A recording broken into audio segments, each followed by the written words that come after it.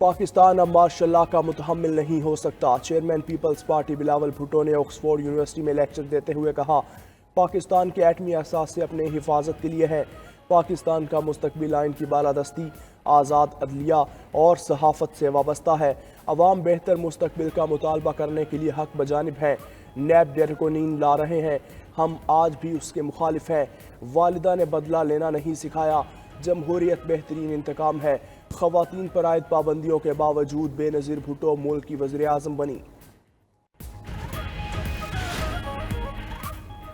5 سال میں ملکی برآمدات کو 60 ارب ڈالر تک لے جانے کا ہدف۔ وزیر اعظم شہباز شریف نے جامع اور مؤثر حکمت عملی بنانے کی ہدایت کر دی۔ اجلاس میں گفتگو کرتے ہوئے کہا، برآمدات پر مبنی معاشی ترقی اڑان پاکستان ویژن کا اہم جزو ہے۔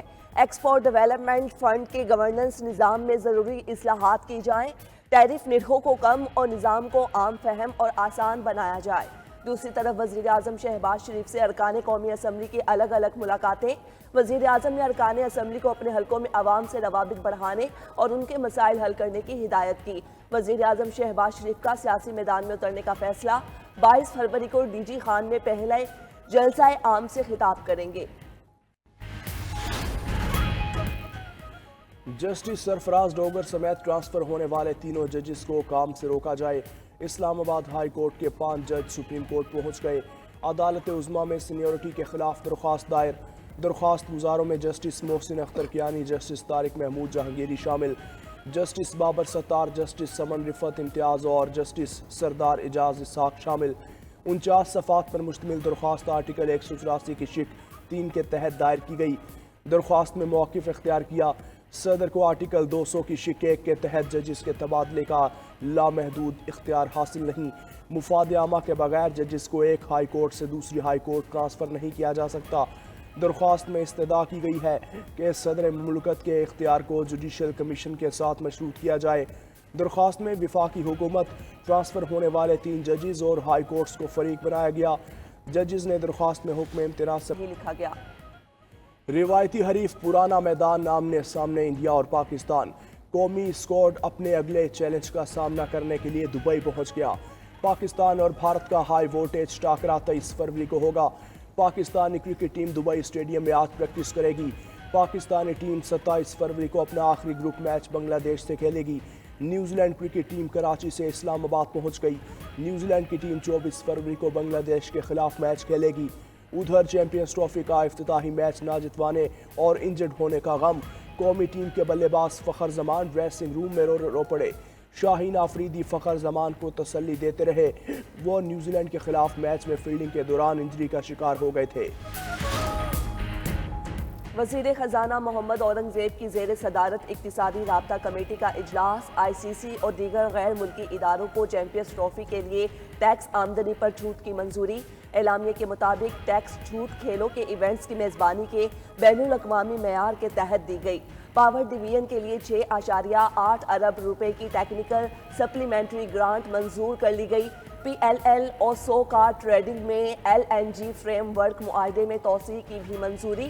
پاکستان اپنی مرضی سے ایل این جی خریداری کر سکے گا۔ کویت کو بھیڑ اور بکریوں کی تجارتی برآمد پر پابندی موخر۔ پی ٹی آئی رہنماؤں کو بانی چیئرمین سے ملاقات کی اجازت نہ ملی۔ سلمان اکرم راجہ، فیصل چودھری، جنید اکبر، شاندانہ گلزار، حامد رضا اور دیگر اڈیالہ جیل پہنچے تھے۔ تحریک انصاف کا اڈیالہ جیل کے باہر احتجاجی کیمپ لگانے کا فیصلہ۔ ارکان اسمبلی وکٹ ہولڈرز کارکنان کے ساتھ کیمپ میں بیٹھیں گے۔ بانی پی ٹی آئی انصاف سے ملاقاتوں کی بحالی تک اڈیالہ جیل کے باہر دھرنا دیا جائے گا۔ سلمان اکرم راجہ نے ملک گیر احتجاجی تحریک شروع کرنے کا عندیہ دے دیا۔ کہا، سندھ میں اپوزیشن جماعتوں سے ملاقاتیں ہوں گی۔ مذاکرات کے نام پر ہماری تصحیح کی گئی، مذاق اڑایا گیا۔ پی ٹی آئی کے صوبائی صدر جنید اکبر کا کہنا ہے کہ اپوزیشن کے ساتھ مل کر عید کے بعد احتجاج کریں گے۔ اپوزیشن کا گرینڈ الائنس بنانے میں کامیاب ہوں گے۔ چیف جسٹس پاکستان کا انصاف تک رسائی مضبوط بنانے کے لیے دور دراز علاقوں کا دورہ کرنے کا اعلان۔ چیف جسٹس یاحییٰ آفریدی سے سپریم کورٹ بار ایسوسی ایشن کے وفد کی ملاقات۔ نظام انصاف سے متعلق اصلاحاتی ایجنڈے پر گفتگو۔ ملاقات کے اعلامیے کے مطابق چیف جسٹس نے کہا کہ عدلیہ اور وکلاء کی اجتماعی دانش اور کردار مؤثر عدالتی نظام کے لیے ناگزیر ہے۔ وکلا اور عدلیہ کا باہمی تعاون قانون کی حکمرانی برقرار رکھنے کے لیے بنیادی حیثیت رکھتا ہے۔ وکلا کے تعاون کے بغیر منصفانہ اور مؤثر عدالتی نظام کے مقصد کو حاصل نہیں کیا جا سکتا۔ چیف جسٹس نے وفد کو یقین دلایا کہ وہ ان کے مسائل کے حل کے لیے پرعزم ہے۔ ہو سکتا ہے پی ٹی آئی کے کچھ لوگ چاہتے ہوں بانی باہر نہ آئیں۔ میری نظر میں اسمبلیوں سے استعفوں کا فیصلہ درست نہیں تھا۔ پی ٹی آئی اور اسٹیبلشمنٹ کی تلخی سے فائدہ نہیں نقصان ہوگا۔ سابق وفاقی وزیر اسد عمر کی 92 نیوز کے پروگرام ہو کیا رہا ہے میں گفتگو، کہا تحریک انصاف کو اپنی پالیسی پر نظر ثانی کرنا چاہیے۔ موجودہ سیاسی تلخی کو ختم کرنے کی ضرورت ہے۔ نون لیگ اور پیپلز پارٹی کو مساق جمہوریت پر بانی چیئرمین کو اعتماد میں لینا چاہیے۔ جمہوریت ایسے نہیں چل سکتی، ہمیں کوئی نہ کوئی راستہ نکالنا ہوگا۔ بلوچستان کابینہ کے اجلاس میں ڈیجیٹل لینڈ سیٹلمنٹ کی منظوری۔ بلوچستان واٹر ریسورسز مینجمنٹ بل بھی منظور۔ وزیر اعلیٰ سرفراز بگٹی کی زیر صدارت صوبائی کابینہ کے اجلاس میں اہم فیصلے۔ کابینہ نے زرعی ٹیوب ویلز کی شمسی توانائی پر منتقلی کے لیے مؤثر قانون نافذ کرنے کا فیصلہ کیا۔ بلوچستان کابینہ نے ماہی گیری اور آبی زراعت کی نئی پالیسی کی منظوری دی۔ اجلاس میں Balochistan disposal of motor vehicles rules 2025 کی بھی منظوری۔ وزیر اعلیٰ خیبر پختونخوا علی امین گنڈاپور کا طلباء کو مفت لیپ ٹاپ دینے کا اعلان۔ کہتے ہیں پنجاب کی کارکردگی ہماری 1% کارکردگی کے برابر بھی نہیں۔ علی امین گنڈاپور نے وزیر اعلیٰ پنجاب مریم نواز کو مناظرے کا چیلنج بھی دے دیا۔ مطالبہ کیا کہ وزیر اعلیٰ پنجاب مریم نواز خیبر پختونخوا حکومت کی طرز پر اپنے شہریوں کو مفت صحت کارڈ دے۔ دوسری طرف وزیر اعلیٰ نے خیبر پختونخوا گیمز 2025 کا افتتاح کر دیا۔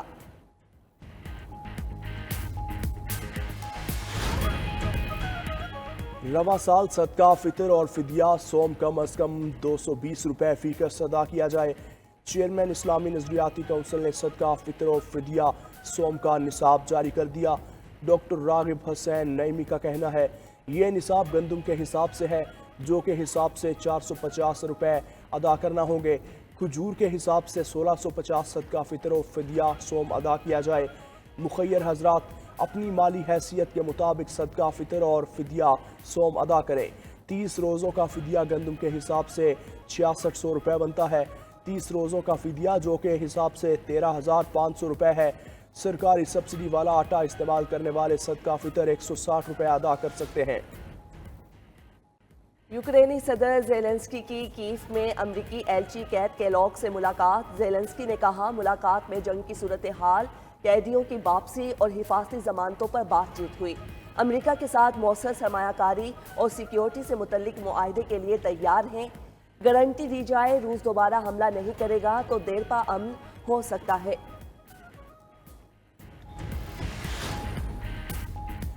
بی جے پی کی ریکھا گپتا نے نئی دلی کی وزارت اعلیٰ کا حلف اٹھا لیا۔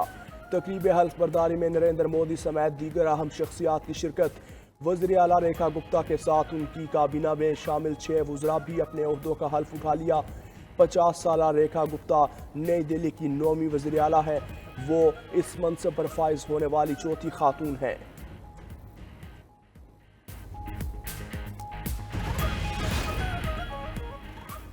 سعودی عرب نے ریال کے سرکاری لوگوں کی منظوری دے دی۔ منظوری خادم حرمین شریفین شاہ سلمان بن عبدالعزیز نے دی۔ سعودی ریال کی اس علامت کو خاص انداز سے لکھا گیا ہے۔ مملکت کے اندر اور بین الاقوامی مالی اور تجارتی لین دین میں اس علامت کو استعمال کیا جائے گا۔